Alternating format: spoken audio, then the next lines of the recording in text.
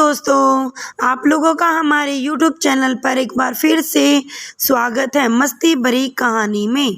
तो दोस्तों, आज हम अपनी वीडियो के माध्यम से आपको अकबर बीरबल की कहानी सुनाना चाहते हैं। हरे घोड़े की कहानी क्या है? अकबर बीरबल में कहानी के अंदर हरे घोड़े की कहानी आपको बताते हैं। एक शाम राजा अकबर अपने प्रिय बीरबल के साथ अपने शाही बगीचे की ओर सैर करने निकला। वह बगीचा बहुत ही शानदार था। चारों ओर हरियाली ही हरियाली थी और फूलों की भीनी भीनी खुशबू वातावरण को और भी सुगंधित बना रही थी। ऐसे में राजा को जाने क्या सूझा कि उन्होंने बीरबल से कहा, बीरबल, हमारे मन में इस हरे बगीचे में हम हरे घोड़े पर बैठकर घूमना चाहते हैं, इसलिए मैं तुम्हें आदेश देता हूँ कि तुम 7 दिनों के अंदर हमारे लिए एक हरे घोड़े का इंतज़ाम करो।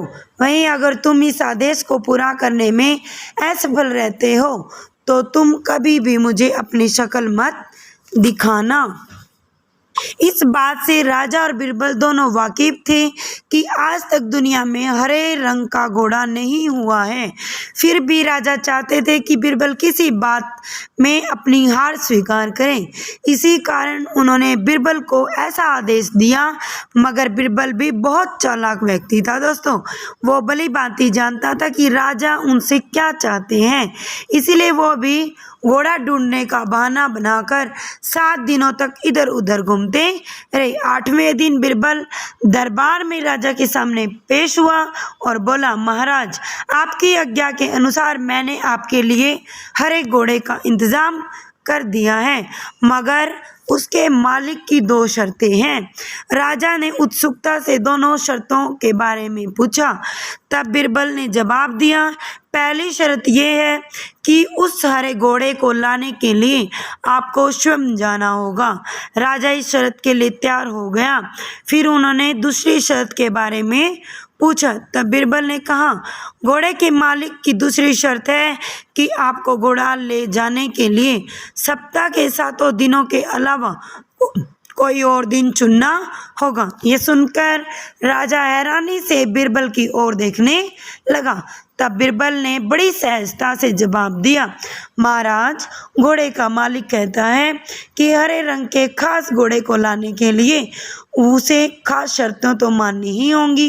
राजा अकबर बीरबल के चतुराई भरी बातें सुनकर खुश हो गया और मान लिया कि बीरबल से उसकी हार मनवानी वाकई में बहुत ही मुश्किल का काम है। तो दोस्तों, इस कहानी से हमें क्या सीख मिली? इस कहानी से हमें ये सीख मिली दोस्तों कि सही सूझबूझ और समझदारी से नामुमकिन लगने वाला काम भी आसानी से हो जाता है। तो ये आप लोगों के लिए हमने मस्ती भरी कहानी बनाई है दोस्तों। और इसी कहानी में हम आपके लिए बताते हैं कि अकबर बीरबल की दूसरी एक और कहानी कि अकबर बीरबल ने बादशाह का सपना अपनी चतुराई और बुद्धि का सही इस्तेमाल करके बीरबल ने कई खूब मशहूर हुआ है।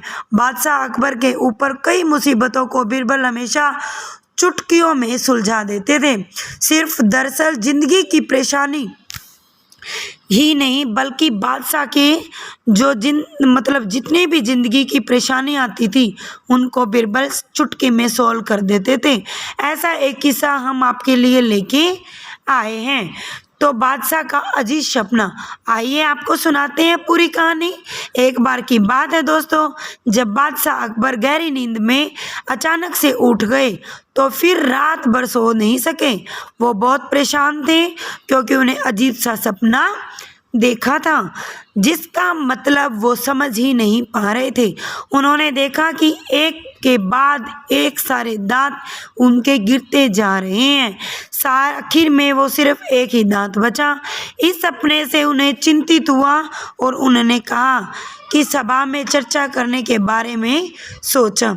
अगले दिन सभा में पहुंचते ही अकबर ने अपने विश्वसनीय मंत्रियों को सपना सुनाया और सभी से राय मांगी।